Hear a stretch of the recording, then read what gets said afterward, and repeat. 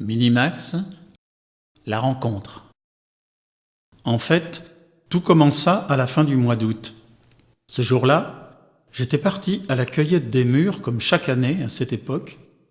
C'était le temps des confitures et je ne ratais jamais l'occasion de ces promenades ramassages de fin d'été. J'avais repéré mes coins secrets et mis une technique au point qui consistait à m'attacher un seau autour du cou afin de pouvoir opérer des deux mains pour augmenter mon rendement. J'étais donc là, dans les mûriers sauvages, les mains déjà bien violettes, le seau à moitié plein, lorsque je me figeai. Il était là, de l'autre côté de la haie. Mon regard avait d'abord été attiré par le rouge de ses vêtements, mais ma raison refusait d'accepter ce que je voyais.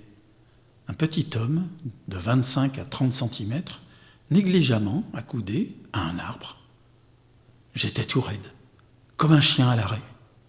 Je me souviens encore des pensées et des sentiments contradictoires qui m'assaillirent à ce moment précis. Devais-je croire ou ne pas croire ce que je voyais ? Avancer ? Fuir ? Attraper le petit bonhomme ? Était-ce une hallucination ? Peut-être était-il dangereux ? Mon cœur battait à tout rompre. Je crois que ce moment inoubliable représente la plus belle trouille de ma vie. Je me retournais bêtement comme pour chercher quelqu'un qui pourrait témoigner de ce que je voyais, ou peut-être pour m'assurer au contraire que personne ne m'avait vu dans cette situation que je ressentais comme ridicule, ou encore pour chasser la vision du petit homme inacceptable pour ma raison. Mais il n'y avait personne aux alentours. Lorsque je portais de nouveau mon regard de l'autre côté de la haie de ronces, il était toujours là, accoudé à son arbre, et me regardait. Son attitude n'était ni craintive ni agressive. Il avait l'air d'attendre, détendu et silencieux. J'étais dans un état de confusion indescriptible. D'une part, il était là, j'étais certain de le voir, et d'autre part, je me refusais à admettre que ce soit possible. Dans un état second, comme malgré moi, poussé ou tiré par je ne sais quelle curiosité, les jambes en coton, je fis le tour de la haie et m'avançai doucement vers le petit bonhomme. Il n'avait pas bougé depuis que je l'avais aperçu. Il me regardait, impassible. Lorsque je fus environ à 2 mètres de lui, j'essayai de paraître agréable, esquissant un sourire niais qui devait plutôt ressembler à une grimace, étant donné l'état de tension dans lequel je me trouvais. D'une voix chevrotante, je m'entendis prononcer lamentablement « Bonjour ». C'était en effet un petit homme d'une 30aine de centimètres, en habit rouge sombre, avec un chapeau rouge également, genre Robin des Bois. Le pantalon était assez serré et la veste bordée d'un galon jaune doré. Il portait à la taille une ceinture dorée, elle aussi, dont la boucle ressemblait à un minuscule appareil radio. Et il était chaussé de petites babouches. Je remarquai une sorte d'antenne de 3 ou 4 centimètres sur son épaule droite. Il avait l'aspect d'un homme en réduction parfaitement proportionné et ressemblait tout à fait à l'image que l'on peut se faire d'un lutin ou d'un corrigan. Il n'avait toujours pas bougé. Son regard vif contrastait avec son immobilité. Il avait l'air d'attendre. De nouveau, je fus submergé de confusion et de contradiction. Son visage avait les traits d'un homme d'une 50aine d'années, mais sa taille était minuscule par rapport à son âge.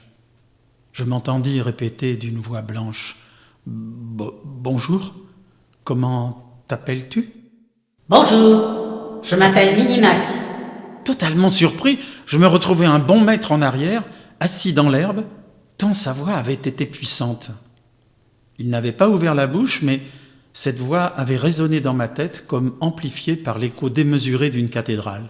« Excuse-moi. » dit-il en portant la main à la boucle de sa ceinture, ce qui eut pour effet immédiat de réduire le volume de sa voix. Il n'ouvrait toujours pas la bouche, mais je l'entendais comme tout à l'heure, directement, à l'intérieur de ma tête. « Excuse-moi, je m'appelle Minimax. » J'étais cloué au sol, abasourdi, estomaqué. Je balbutiais « Mais, tu parles ?» C'est ça. Tu rencontres un petit bonhomme dans la nature, tu es stupéfait. Tu n'en crois ni tes yeux ni tes oreilles, mais tout ce que tu trouveras à lui dire, c'est « Bonjour, comment t'appelles-tu » Tu parles? Vous êtes vraiment des êtres curieux. Écoute, calme-toi, récupère tes esprits et reviens demain. » Tout en prononçant ces mots, il commença à disparaître doucement devant moi. Il s'effaça progressivement sous mes yeux comme de la fumée, puis plus rien, plus personne, le silence.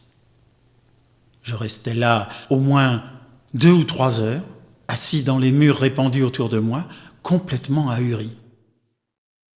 Ce fut ma première rencontre avec Minimax.